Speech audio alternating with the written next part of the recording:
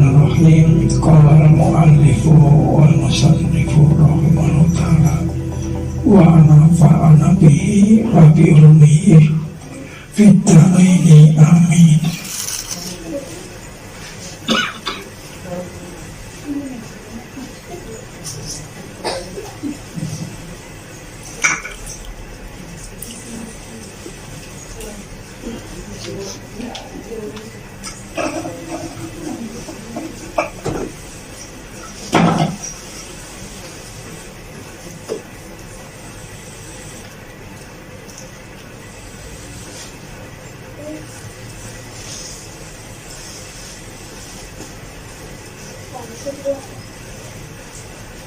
Bismillahirrahmanirrahim.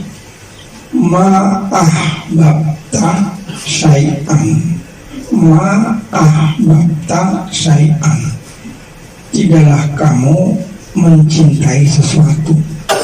Seseorang kalau mencintai sesuatu biasanya itu tunduk dan taat kepada yang dicintai. Kita cinta kepada pacar kita, apapun kata pacar kita ya kita turuti.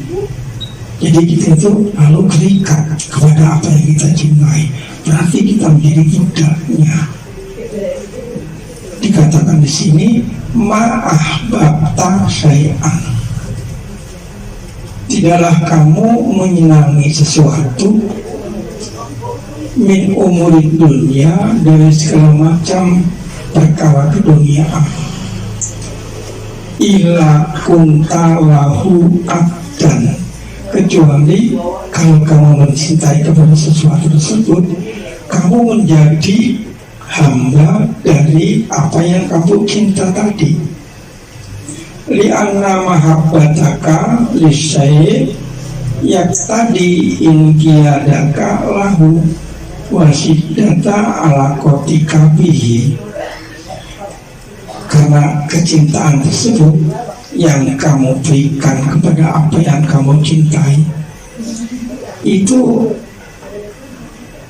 menuntut kepada kamu untuk inkiadaka, kamu menurut dan mentaati, dan wasidata ala kotika, sangat bergantung kepada yang kamu cinta.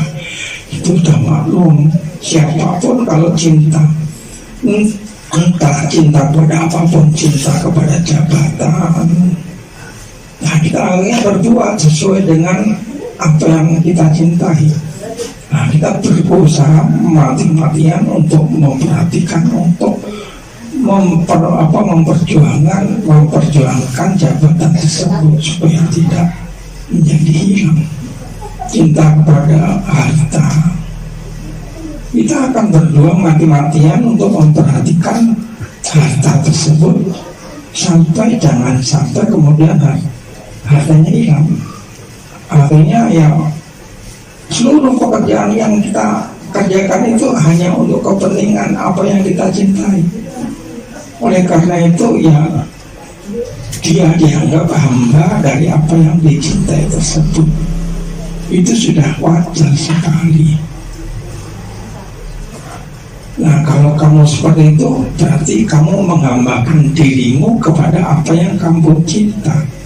Kalau kamu menghambakan dirimu kepada kamu cinta, lalu Allah itu di mana letaknya? Kok kamu cinta kepada itu barang-barang itu, lalu Allah itu di mana? Enggak dikubus lagi, Allah enggak perlu dipikirin. Yang adalah apa yang kita cinta itu. Masalah Allah adalah tawah gelap, itu jangan jawabnya. Lianna mahabbataka lise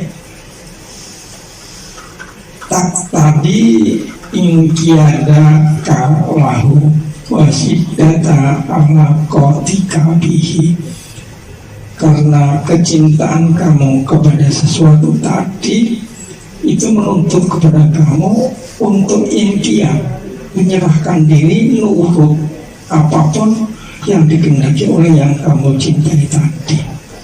Dan kamu sangat tergantung kepada apa yang kamu cintai tadi. Wa Allah taqwa bihi badalan, dan kamu merasa itulah satu-satunya yang dapat digantikan. Kama kila hubbuka lisai'i yu'mi wa yusmi. Kamu cintai sesuatu kepada sesuatu hal, itu menjadikan kamu menjadi buta, matanya melihat, tapi kita melihat seolah-olah nggak terlihat. Kita melihat matanya ngotot. Contohnya saya sendiri kali-kali waktu muda dulu cinta pada sesuatu, saking terpengaruhnya rasa cinta itu mempengaruhi kepada diri saya melotot. Tetapi ada orang berjalan di depan saya juga tahu, karena cintanya kepada yang kita cintai tadi menjadi buta, tidak bisa melihat kepada lain-lainnya. Yang dilihat hanya apapun, hanya apa yang dicintai itu. Kama kila hubbuka lisai'i yu'mi wa yusmi. Hadza makna istibaduhu laka. Inilah arti daripada kamu, artinya dijadikan budak oleh yang kamu cintai tadi. Fa'in ahbabta ghairallahi faqad istabadaka. Dalikal ghairu ka'inama kana. Kalau kemudian kamu mencintai selain Allah, fa'in ahbabta ghairallahi faqad istabadaka zalikal ghairu ka'inama kana. Kalau kamu mencintai kepada sesuatu selain Allah, maka sesuatu yang kamu cinta tadi akan menganggap atau menjadikan kamu seperti budaknya. Kainama kana, kapanpun itu semuanya akan terjadi. Seluruh waktu yang ada pada diri kamu dalam kehidupan kamu akan tersita untuk kecintaan tadi. Padahal Allah bagaimana? Wallahu wa ma khalaqtul jinna wal insa illa liya'budun. Aku tidak jadikan jin dan manusia kecuali kalau dia ibadah padaku. Allah memerintahkan kamu ibadah kepada beliau. Tetapi ternyata kamu ibadah itu berarti kamu menghambakan diri kamu kepada kehendak Allah. Nah, ternyata kita menghambakan diri kepada kehendak barang yang kita cintai tadi. Cinta kepada sesuatu berarti menghambakan diri kepada sesuatu tadi. Padahal Allah, kalau andaikan diduain begitu, cintanya ada dua macam, satu kepada Allah dan satunya kepada barang-barang tadi. Kira-kira senang nggak Allah? Orang pacaran aja kalau dijualin ya marah-marah pacarnya, ya kan? Nggak mungkin gitu. Tentunya pacarnya itu akan marah kalau sampai ketahuan dia mencintai yang lain. Wah, itu nanti akan kebakaran, rumahnya bisa roboh gitu. Maka nggak mungkin ya. Sementara Allah sama sekali tidak senang kalau kita menjadi hamba bukan untuk dirinya, kepada selainnya. Kalau sampai kita menghambakan diri kepada selainnya, makna wa ma khalaqtul jinna wal insa illa liya'budun tidak berhasil. Ini satu keterangan yang agak panjang dikit. Illa liya'budun. Sebetulnya manusia diciptakan oleh Allah itu pada dasarnya prinsip pertamanya apakah hanya untuk ibadah? Apakah untuk ibadah? Nah, sebetulnya kita diciptakan oleh Allah itu supaya kita itu kenal sama Allah. Diciptakan oleh Allah ya supaya kenal sama Allah. Yang akhirnya dengan setelah kita mengenal, nah akhirnya kita ibadah. Kalau kita tidak kenal sama Allah, Bagaimana mau ibadah? Tidak mungkin. Makanya ada yang mengatakan illa li ya'budun, illa li ya'budun, lam pada kata ya'budun itu maknanya bukan karena ilah atau sebab itu. Jadi tujuan sementara, tujuan pertama dari diciptakan manusia itu adalah mengenal kepada Allah. Dalam satu hadis diterangkan kuntu kanzan mahfiyah fa'aratu an u'rafa fa'khalaqtul khalqa fa'arafuni. Itu hadis qudsi yang diriwayatkan oleh Rasulullah. Kuntu kanzan mahfiyah, aku dulu sebelum aku menciptakan apa-apa adalah kanzan mahfiyah, artinya barang simpanan yang sulit untuk diketahui atau tidak bisa diketahui. Satu contohnya kanzan mahfiyah, barang simpanan yang tidak mungkin bisa diketahui. Contohnya, ini saya punya kantong saya, di baju saya ini ada sesuatu. Saya tanya, Bapak tahu enggak isi kantong saya? Ya enggak tahu, orang dari ya. Nah, sebelum alam diciptakan, andaikan boleh dibilang, itu seolah-olah Allah itu barang yang tersimpan di dalam kantong ini, enggak kelihatan. Siapa bisa melihat? Karena di kantong enggak akan kelihatan itu. Terus fakhalaqtul khalqa, setelah itu Allah menciptakan khalqa. Nah ini wa ma khalaqtul jinna wal insa illa liya'budun. Dari inilah maka pada kata liya'budun, lamnya sebenarnya bukan untuk makna ilah, tapi untuk makna ghayah itu. Maksud diciptakan untuk apa? Untuk ngerti, kenal sama Allah. Dari kenal tadi, ghayahnya kamu itu jadi mau beribadah. Akhirnya kamu mau jadi beribadah. Kalau tidak kenal, ya tidak bisa ibadah itu. Bahkan para ulama itu mengatakan, ya karena aku menyembah sesuatu yang aku sudah tahu. Kalau aku tidak tahu, ya tidak mungkin aku menyembahnya. Jadi para sahabat-sahabat itu mengatakan, kamu kenal sama Allah? Ya akhirnya saya kenal sama Allah. Kenalnya bagaimana? Ya tidak seperti kenalnya kita, seperti bapak saya kenal, itu bukan. Tapi ada satu makna yang tersimpan di dalam diri saya, sehingga akhirnya kesimpulannya itu saya kenal kepada Allah gitu. Bagaimana? Tidak bisa dibagaimanakan gitu. Karena kalau dibagaimanakan berarti Allah itu cuma seperti kata kamu, terbatas gitu. Allah tidak terbatas. Allahu Akbar, Maha Besar.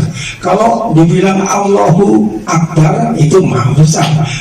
Kalau ada yang mengatakan Allahu Kabirun, Allah itu besar. Nah, kalau Allah itu besar, besarnya seberapa? Itu terbatas. Kalau Allahu Kabirun begitu. Alam semesta gede. Gedenya alam semesta bagaimana? Seolah-olah kita tidak bisa membatasi. Tapi itu bukan akbar, itu istilahnya kabir. Jadi alam semesta itu kabirun. Kalau Allah, Allahu Akbar, lebih daripada alam semesta itu. Padahal untuk alam semesta sendiri kita tidak bisa membatasi saking besarnya. Tapi kalau dikembalikan kepada Allah, itu bukan besar, itu bukan maha besar, itu masih besar saja. Kalau besar itu ada panjang, lebar, ada tebalnya, ada ukurannya begitu.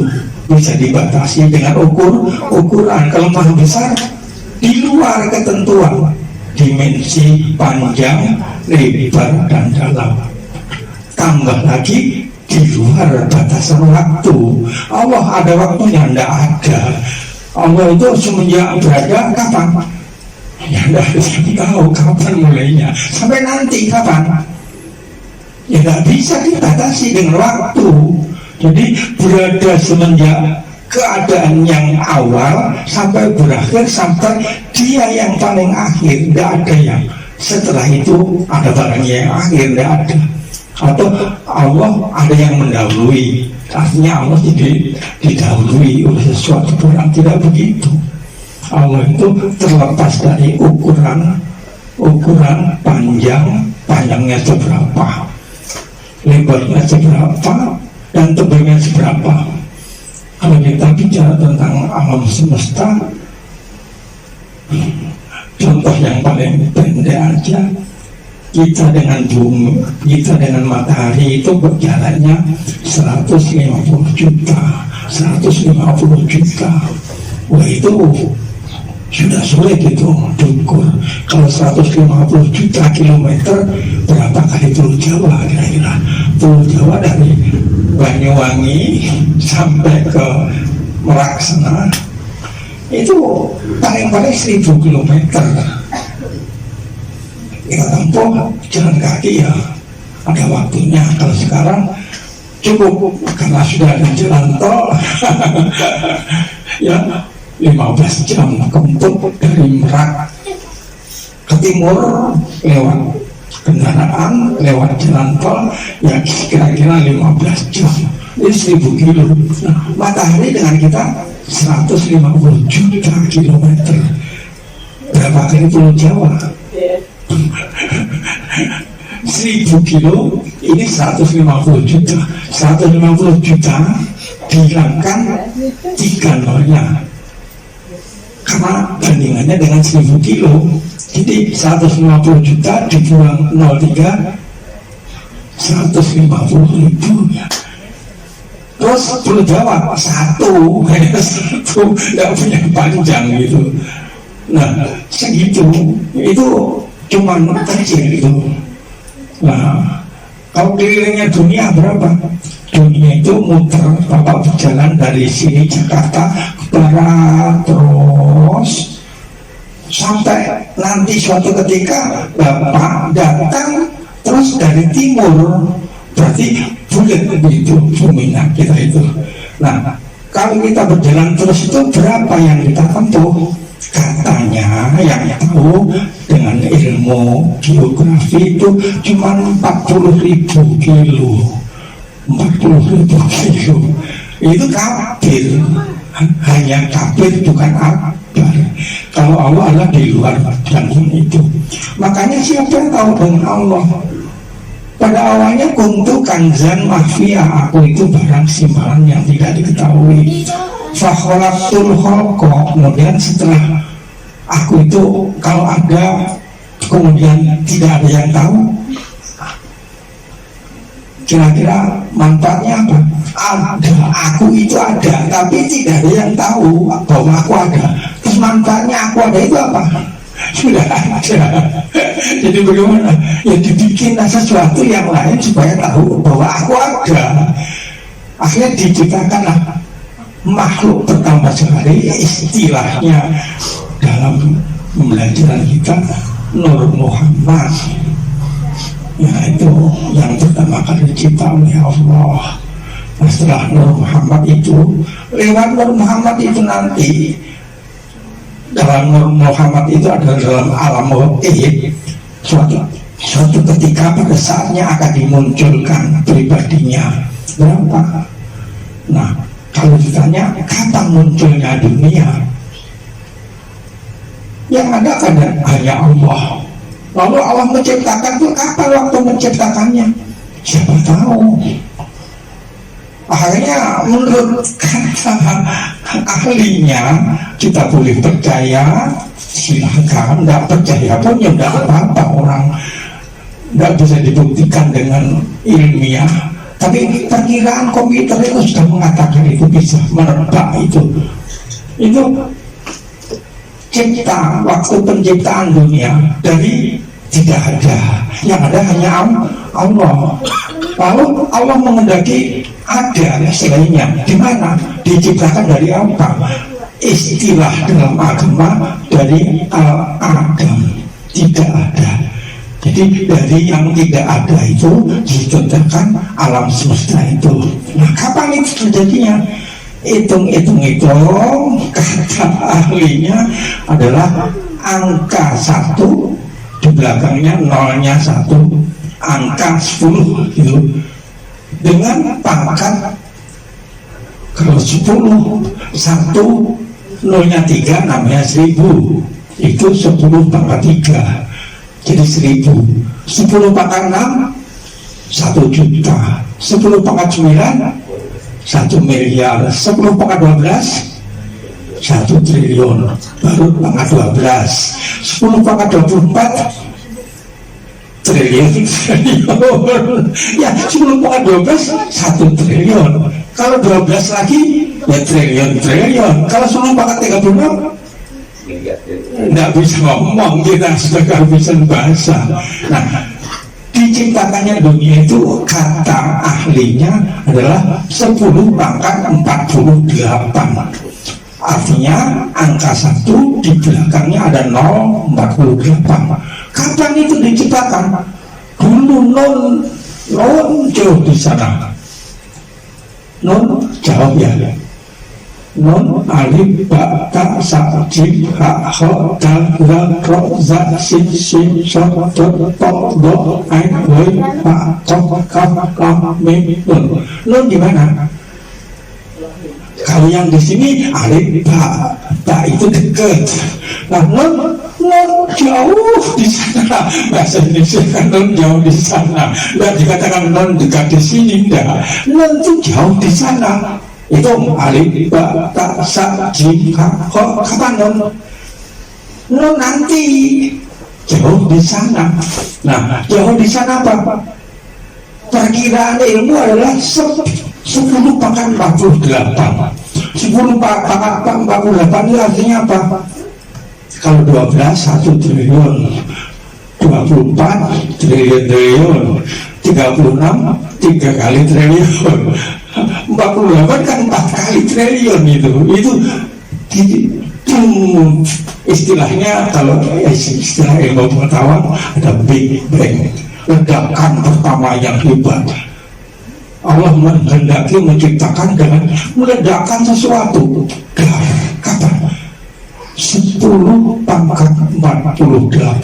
Kalau dihitung 10 pangkat 3 1000 tahun, 10 pangkat 4 10 pangkat 6 1.000.000 tahun, 10 pangkat 9 1.000.000.000 tahun, 10 pangkat 12 1 triliun tahun. 1 triliun tahun itu dihitung mundur. Sekarang tahun 2019, kapan 1 triliun tahun itu jadi kapan? Nah, mengapa Allah menciptakan? Bukan untuk lihat duduk, untuk kenal sama aku. Pertamanya begitu. Terus setelah kamu kenal, kamu ngapain? Berbakti enggak? Ya kamu harus berbakti. Nah, itu ibadah. Iya betul. Maknanya lam bukan lil ilah, tapi lil woyah. Itu akhirnya ya ibadah. Kalau itu lam maknanya lil ilah, maknanya itu akhirnya Allah menciptakan karena menghendaki, ada maksud.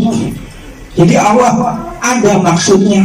Nah, kalau ada kehendaknya Allah menciptakan itu diartikan dengan suatu keinginan, enggak benar. Allah itu enggak peduli. Allah itu enggak butuh kepada alam semesta. Alam semesta ada, contohnya manusia 7 miliar. Semuanya ibadah. Cakap kan? Atau 7 miliar manusia tidak ibadah. Jelek kan? Tetapi 7 miliar ibadah atau 7 miliar tidak ibadah, Allah itu terbawa, makin cakep dan makin jelek. Makanya Allah tidak butuh gitu. Nah, itu maknanya dia betul. Allah itu tidak butuh apa-apa. Kalau diartikan dengan ilah, seolah-olah itu menghendaki. Dengan kehendaknya itu Allah itu membutuhkan, bukan begitu itu, bukan. Jadi maknanya adalah yang utama, ya supaya kenal kuntu kanzan mahfia fa'aratu an u'rafa fa'holaktul hongko fa'arafuni. Aku itu dulu adalah kanzan, simpanan yang tidak diketahui. Di dalam kantong saya ini ada apa isinya, ya Bapak tidak tahu. Kantong saya yang tahu ya saya gitu. Makanya kanzan mahfia, simpanan yang tidak bisa ditebak. Tetapi Allah kemudian, kalau Allah ada kemudian tidak ada yang tahu, maknanya untuk apa keberadaannya? Allah ada tapi tidak ada yang tahu. Ya, koyo-koyo tidak ada manfaatnya. Tapi sebenarnya ya tidak kita ketahui manfaatnya apa, itu tidak ketahui. Akhirnya fakholaktul holko fa'aratu anu urofa, saya pengen supaya aku diketahui, sekedar diketahui aja. Kalau kamu sudah kenal, lalu mengapa kamu kalau tidak ibadah, tidak berbakti? Tidak mungkin. Orang yang sadar, yang tahu diri, setelah kenal kepada Allah, hanya mikir, tidak ada cinta-cinta saya orang lain, itu tidak ada. Tidak ada. Itu kebutuhan itu tadi, kalau cinta itu berarti menjadi budaknya. Nah itu semuanya tidak ada itu. Nah akhirnya setelah diciptakan, manusia itu diharapkan mengenal. Setelah mengenal, akhirnya berbakti, baru makna wa ma khalaqtul jinna wal insa illa liya'budun baru bisa ditafsiri, dipahami. Nah sebenarnya pada awalnya adalah untuk mengenal, menjadi beribadah. Nah karena kemudian manusia itu akhirnya dimasuki oleh nafsu, keinginan. Nah setelah mengenal seolah-olah pinter-pinternya, saking pinter, aku yang paling pandai, aku yang paling aku paling merasa paling hebat. Nah ini asalnya tidak ada apa-apa. Setelah dikasih tahu, dikasih kesempatan ibadah, dikasih kesempatan karomah, akhirnya merasakan aku paling hebat. Nah karena aku paling hebat, semuanya adalah tergantung kepada aku. Kalau aku tergantung kepada diriku, musnah kamu. Makanya sholawat dia itu menyelamatkan Anda, menghilangkan Anda kepada pengakuan tadi bahwa kita itu memang tidak punya apa-apa. Nah untung Bapak mau masuk dia, Anda masuk dia, nanti ditanya tidak bisa jawab loh, tidak bisa jawab loh. Nah dengan masuk dia, diselamatkan oleh dia, akhirnya kita mengenal bahwa memang kita itu tidak ada kemampuan, tidak ada apa-apa, semuanya adalah fadl minallah dan minah, pemberian daripada Allah, dan pengakuan tabari anil hawli wal quwwati. Satu contoh yang paling pendek aja, contoh yang paling singkat. Bapak sholat untuk apa? Supaya masuk surga, ya supaya selamat dari neraka. Jadi sholatnya untuk apa? Cari surga. Oh itu namanya jelek banget. Tapi jangan nyalain orang, nggak boleh. Karena apa? Itu kan kelasnya kelas Pak Uga 100, cepat nggak dikasih, cepat nggak mau kerja, itu kelasnya Pak Uga. Jadi kita kalau kemudian ibadah karena mengharapkan jasa atau mengharap imbalan, itu adalah termasuk Pak Uga. Pak Uga mungkin kenal dah cerita di televisi tahun berapa tahun yang lampau, itu ada si Unyil yang kecil itu, kemudian ada Pak Uga, Pak Raden dan sejenisnya. Nah, Pak Uga itu orang yang mau kalau dikasih cepet dulu dong, baru dia nyapu. Nah kalau kita kemudian setelah umur sekian ini untuk disuruh ibadah itu minta cepet dulu, mana yang cepet? Itu cepat bisa diartikan minta surga. Nah, maka ibadah untuk cari surga. Nah itu Pak Ogah itu. Kalau Pak Ogah kan cepet, tapi kita minta surga, sama aja gitu. Nah, andai kan Allah tidak menciptakan surga dan neraka, Bapak surga. Surga nggak ada, neraka nggak ada, sholat nggak ada. Ya repotnya ya. Warna karena sholat untuk mencari surga atau takut neraka. Sementara Allah tidak menciptakan surga dan neraka. Lalu sholat untuk apa? Nggak ada sholat. Ya, kalau nggak sholat kamu apa? Loh, kamu itu ternyata orang yang bohong, nggak ngerti sama sekali, nggak sadar. Nah, waktu dia tuh menyadarkan itu. Jangan sampai mengatakan kemampuan sendiri, sama sekali bukan. Nah, lewat wakil dia yang umumnya yang dialami oleh pengamal-pengamal, mengamalkan seminggu dapat keramat itu juga benar kan itu boleh-boleh aja. Memang pikirannya awal kan begitu, tapi dilatih. Jangan kemudian keramat dipamerkan mereka. Kalau dikasih dikantongin, jangan dipamerkan. Kalau sampai ketika dibutuhkan baru ada perlunya gitu. Nah itu lagi dia. Wallahu khalaqakum wa ma ta'malun. Nah sini kembali kepada ibadah. Ma'ahbabta syai'an illa kunta lahu abdan.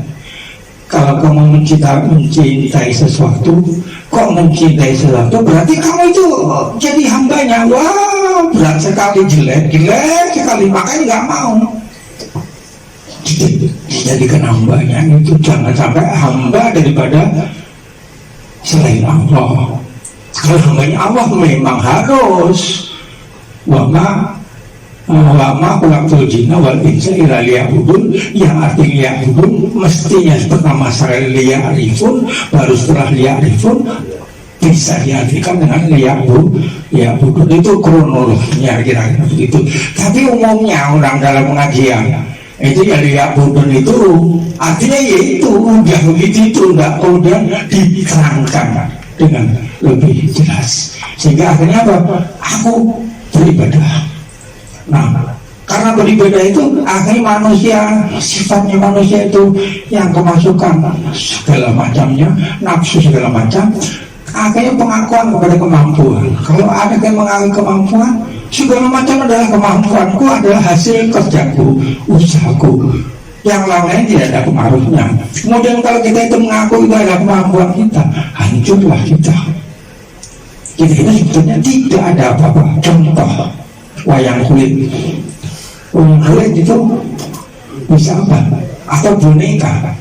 Boneka yang kita bikin itu, coba tolong perintah si boneka yang ada di tukang bapak bonekanya anak-anak itu, wahai boneka, kamu jalan sendiri ke saya. Bisa jalan enggak? Enggak bisa. Jadi kita itu boneka sebetulnya. Kalau enggak ya wayang kulit. Wayang kulit itu bisa main, bisa ngampleng, aku terus gambar orang itu karena ya karena digambarkan oleh dalamnya gitu. Yang gerakan dalamnya, enggak bisa dia bergerak sendiri.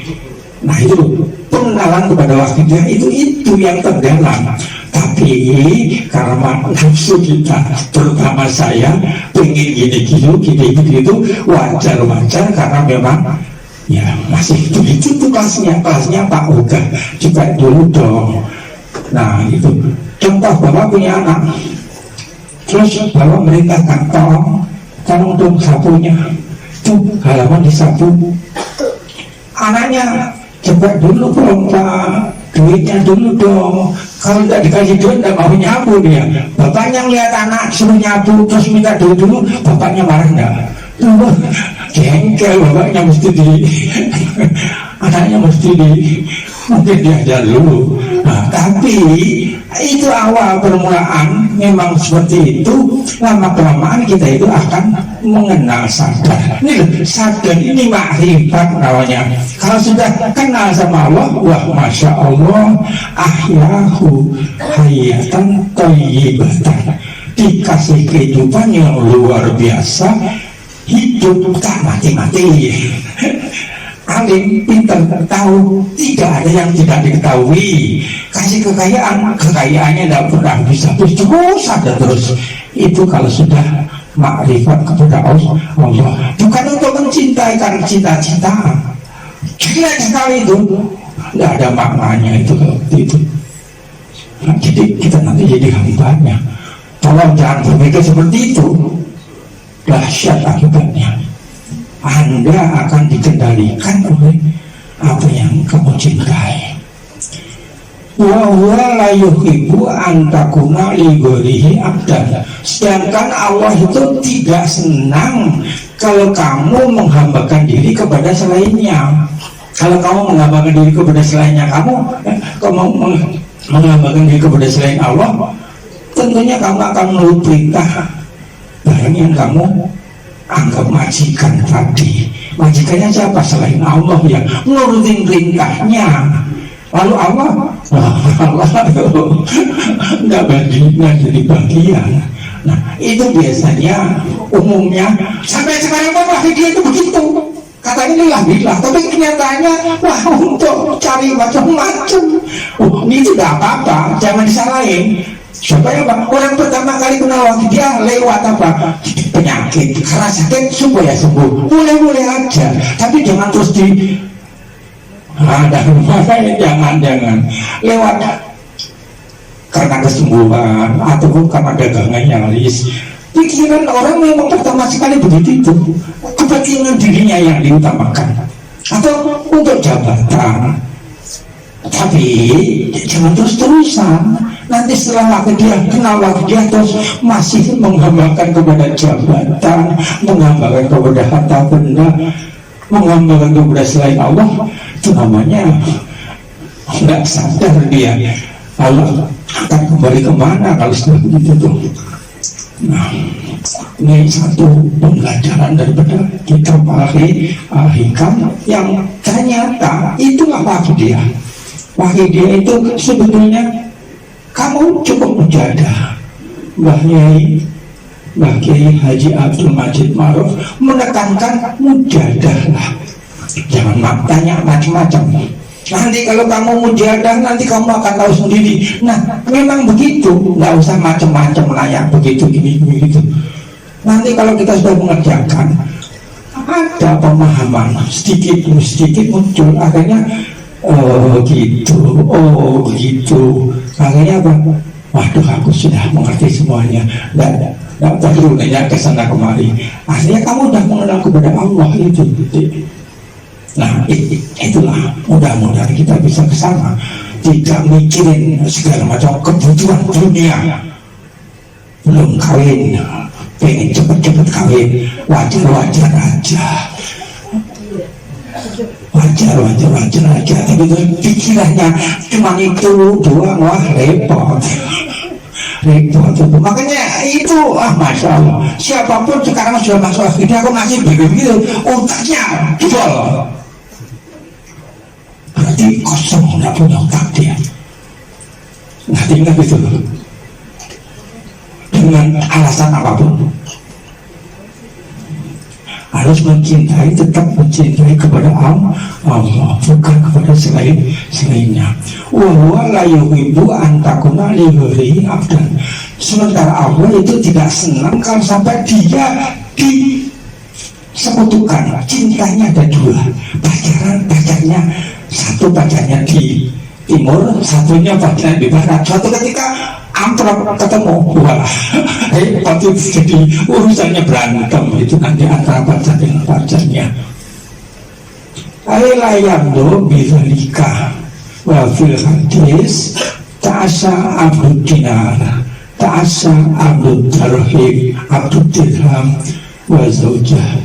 Ta'asa abdud dinar, orang yang punya duit banyak bagaimana? Itu karena merasa takut karena takut duitnya hilang. Makanya apa? Dia hidup adalah untuk mempertahankan supaya dinarnya tetap. Ta'asa abdul dirham, orang yang mencari kekayaan itu makin sulit itu. Makanya buang semuanya lah kalau bisa. Kalau bisa, tapi pelan-pelan kita akan ke sana, nanti akan ke sana mudah-mudahan. Sampai di mana? Tahu gelap itu. Ailayan lo bitalika wafil hadis ta'asya abu dinar, akan hidup seseorang penghamba kepada dinar. Akhirnya apa? Hidupnya untuk menjaga dinarnya. Ta'asya abu dirham, orang akan hidup sebagai hambanya dirham, duit juga. Wazaujah, ataupun hambanya istrinya. Saking cintanya sama istri, lah kebacut.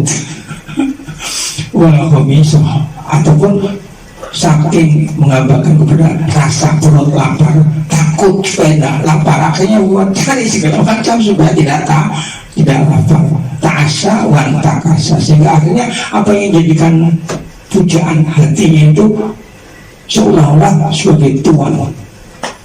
Wa qala al-Junaidi innaka lan takuna ala haqiqati lahu abdan,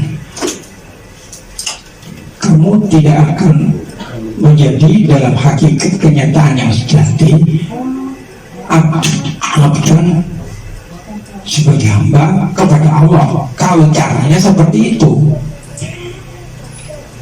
wa mimma sayun mimma dunahu laka mustarakun, dan segala sesuatu yang, contohnya kalau kita cinta duit, kita itu manusia, duit itu sekedar duit, kepentingan aja.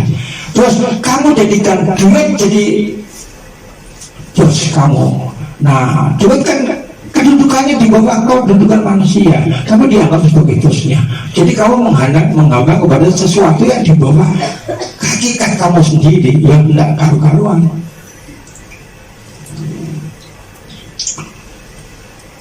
Wa innaka lantasila ila sulhil huriyah walika min hukuki ubudiyatihi bakiyatun, kamu tidak akan menjadi seseorang yang benar-benar bebas kalau kamu kemudian masih menghambakan diri kepada selainnya. Ada sesuatu pada diri kamu sehingga akhirnya sesuatu tadi menjadikan kamu lupa diri, tidak menghambakan diri kepada Allah. Nah, pelan-pelan lewat bagi dia nanti akan kenal siapa. Man arafa rabbahu faqad arafa, man arafa nafsahu faqad arafa rabbahu, siapa yang mengenali kepada dirinya sendiri, faqad arafa rabbahu, dia akan kenal sama Allah. Tapi jangan keliru, kadang-kadang kena kepada dirinya kebebasan, sehingga apa? Pengenalannya kepada dirinya itu menjadikan dia tidak terkendalikan. Salah. Kalau sudah mengenali dirinya, apa? Dia tahu kedudukannya kepada al-Khaliq. Lah itu. Kalau orang yang hanya sekedar mengetahui dirinya sendiri, banyak. Mohon maaf, orang-orang mohon maaf Pak Hari, orang Jawa kejawen arafah nafsah itu, ngerti siapa jati dirinya, tapi akhirnya melupakan kepada Tuhannya. Dia yang dipentingkan dalam kehidupannya hanya untuk kepentingan diri pribadinya saja. Nah itu kelewatan atau kebablasan. Bukan kemudian kenal dirinya, dia bisa manfaatkan diri, terus menyadari siapa dia di hadapan Allah. Akhirnya kalau itu yang dikerjakan, ya arafah rabbahu, dia akan kenal kepada Tuhannya. Nah akhirnya kalau sudah kenal sama Tuhannya, aman dia. Makanya fa'ahyahu hayatan thayyibah, tadi yang saya sebutkan, kamu akan diberi kehidupan yang mulia. Hidup tak akan mati-mati. Kapan dia nanti? mungkin diberi juga di dunia ini. Nah, mudah-mudahan ini satu pembelajaran. Cuman satu aja intinya, jangan sekali-kali menggambarkan diri kepada selain Allah. Kamu harus menggambarkan diri ya kepada Allah yang sebenarnya penghambaan diri kepada Allah itu adalah sebagai hasil dari pengenalan kamu kepada Allah. Setelah kamu kenal Allah, kamu bisa menghambakan diri. Makanya kamu tidak akan bisa beribadah kalau belum kenal sama Allah. Sulit. Lillah billah itu belum tentu kalau bisa ke sana. Tapi dengan lillah billah diharapkan kita itu akan mengenal diri kita. Kalau istilahnya orang-orang modern itu ada kan pembelajaran ESG, emotional apa itu ESG quotient itu ada lagi itu pembelajaran sono, tapi itu jangan dianggap remeh. Karena apa? Karena lewat itu kita itu bisa mengatur. Bisa pun dikatakan, Masya Allah, gelombang di dunia ini adalah pada tataran gelombang yang ke-40 ada penyatuan. Kita bisa menyatukan diri kita dengan dinding. Begitu kita menyatu karena gelombangnya sama dalam jangkauan yang sama, ya dinding ini tidak ada, kita lewat aja, ya udah lewat aja karena gelombangnya sama. Nah itu kita pelajari bisa. Latihannya berlatihlah. Itu ilmiah banget. Latihan emosional, quotient dan segala macam itu akan bisa mengenalnya. Nah kalau sudah mengenal itu nanti akhirnya itu nanti ya semuanya itu menjadi barang yang sekedar kira-kira begitulah. Nah mudah-mudahan sedikit penjelasannya. Yang penting ingat-ingat jangan menggambarkan diri kepada selain Allah. Karena kalau menggambarkan diri kepada selain Allah berarti kamu itu menganggap menjadikan diri kamu sebagai budaknya. Lalu Allah kamu sekutukan. Padahal Allah itu tidak senang sama sekali kalau kemudian kejadian kamu kok menggambarkan kepada selain Allah. Tentu akan ditanya macam-macam, artinya akhirnya pertanyaan itu akhirnya akan menjadikan kita tidak bisa apa-apa, jadi habis kita. Nah dari makrifat fakhoratul khalqa liya'rifuni, aku jadikan makhluk supaya makhluk itu kenal kepadaku. Setelah dia kenal kepada diriku, dia wa ma khalaqtul jinna wal insa illa liya'budun, baru berbakti kepadanya. Kalau sudah kenal kemudian tidak mau tahu diri, namanya otaknya ya tidak berjalan sesuai dengan apa yang dikehendaki. Nah mudah-mudahan sekedar penjelasan dikit seperti ini yang kebetulan ya, karena ini sudah jilid 2 ya, kalau mau ya mulai dari jilid 1 dulu, balik lagi ke depan nanti tahun depan kira-kira begitu. Itu kalau kita dikasihkan umur panjang, mudah-mudahan dikasihkan kesempatan sehingga akhirnya kita bisa memahami. Dari situ nanti orang itu akan memahami di rumahnya sendiri bagaimana sikap seorang kepada Tuhan atau kepada bapaknya.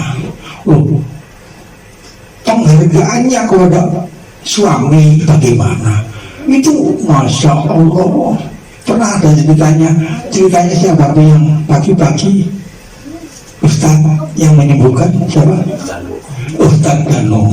Suatu ketika saya mengikuti penjelasan dari Ustaz Dano, ada pasiennya yang datang. Ternyata pasiennya tadi apa? Pasiennya itu enggak macam-macam, cuma istrinya itu selalu ngatur kepada suaminya, dikit-dikit suaminya, sehingga akhirnya istri itu menguasai seolah-olah. Nah, oleh Allah karena perasaan istrinya yang tidak tahu diri tadi dikasih penyakit biasanya lewat jin. Tapi ini bukan lewat jin, sehingga akhirnya Ustaz Danu takut untuk obati. Karena apa? Yang disuruh diperintah untuk menyakiti itu malaikat.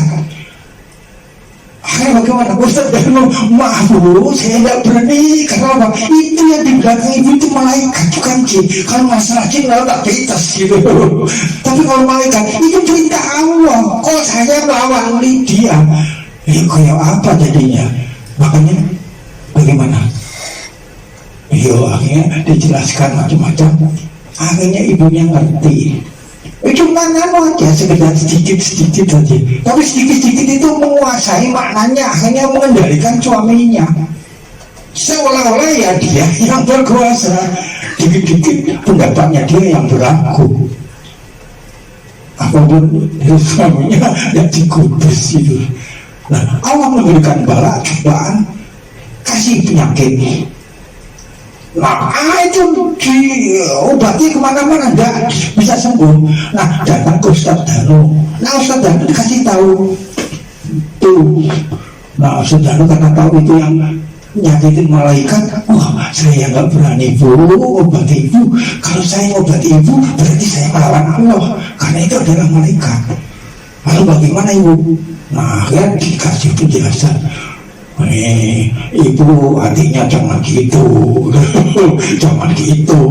jangan gitu baru ngerti si istri tadi dan berani kepada suaminya tunduk.